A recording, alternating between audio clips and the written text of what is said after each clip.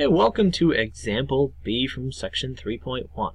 Retta typically spends $2 a day on lunch. She notices that she has $17 left after today's lunch. She thinks of the sequence to model her daily cash balance. U sub 1 equals 17 and U sub n equals U sub n minus 1 minus 2, where n is greater than 1. Find the explicit formula that represents her daily cash balance and the equation of the line through the points of this sequence. Alright, so if we just think about this in terms of sequences, we could say U sub 1 equals 17. We could say U sub 2 is going to equal 17 minus 2, right? Because she's spending $2 a day. U sub 3 is going to equal 17 minus 2 minus 2. And U sub 4 is going to equal 17 minus 2 minus 2 minus 2, right? Alright, so we can kind of go through this and say, well, 17 is the starting number, minus 2 is how much I'm changing, right? But let's count again. How many minus 2's do we have? We have 1, which matches this one. It doesn't match the n value that we have. We're subtracting 2 here, or 1 away. We're subtracting 3 here, which is 1 away. So what we could maybe try to do is, if we want to have this minus 2 twice in this row, minus 2 3 times in this row, minus 2 4 times in this row, what we have to do is we kind of have to start a number earlier. It's like we want to start off with U sub 0 equals something, right? So if we want to go backwards, instead of subtracting 2, we could add 2, right? So that means that U sub 0, we're probably starting at 19. Well, if you notice on the graph here, U sub 0, this is kind of my U sub 0s, and this is just my, or this is my n, and this is my U sub n. U sub 0 is 19. And then we can subtract 2, subtract 2, subtract 2. So what I'm going to do is I'm just going to erase some of this stuff, and we're going to start again. Alright, so now U sub 1 would be 19 minus 2. U sub 2 would be 19 minus 2 minus 2. U sub 3 is 19 minus 2 minus 2 minus 2. And U sub 4 is 19 minus 2 minus 2 minus 2. Now the number of times I'm subtracting 2 matches up with that sub number that we have here. That's a little bit better, right? So you can't just say this is always going to be my starting value, because this number kind of depends. So what we really want to say is that U sub 0 is the starting value. And we remember that, so we call that the y-intercept.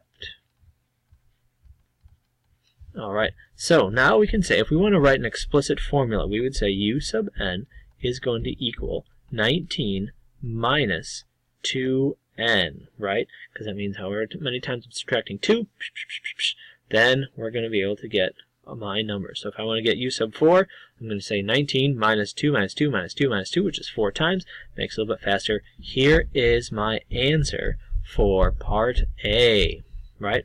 So we can kind of see our explicit formula. Remember, explicit formula deals with a discrete equation, so it means we don't connect these. We'd say U sub 0, U sub 1, U sub 2, yada, yada, yada, all the way down. Okay?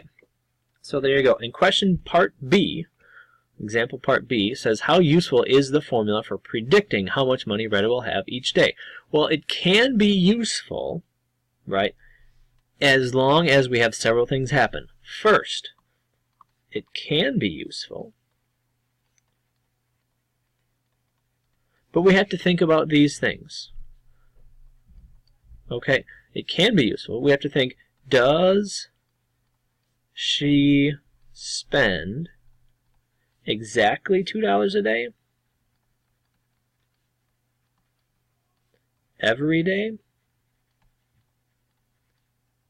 Okay, is she spending $2 a day every day, or is it changing? She says she typically spends, so maybe it's 4 days she spends $2, maybe one day she spends 3, or maybe she spends $1.50 sometimes, or something like that.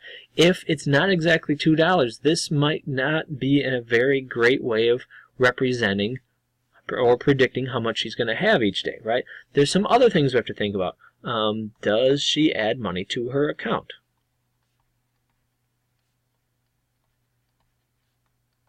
Does she add money to her account? right? Is she getting some money from her parents, or does she have a job and she's putting some money in or something like that? Is there any way that she can change how much she has in her account? Because if she says, well, I'm getting low, I'm going to put some more money in so I have enough money to buy lunch, well, that's going to not help her predict how much she has each day, right? So that's not it could be useful as long as these things don't change, as long as $2 is very reliable and we don't worry about her adding money to her account. If she does do some of these things, then this explicit formula and the arithmetic sequence is not going to be very helpful. All right, there you go. Good luck.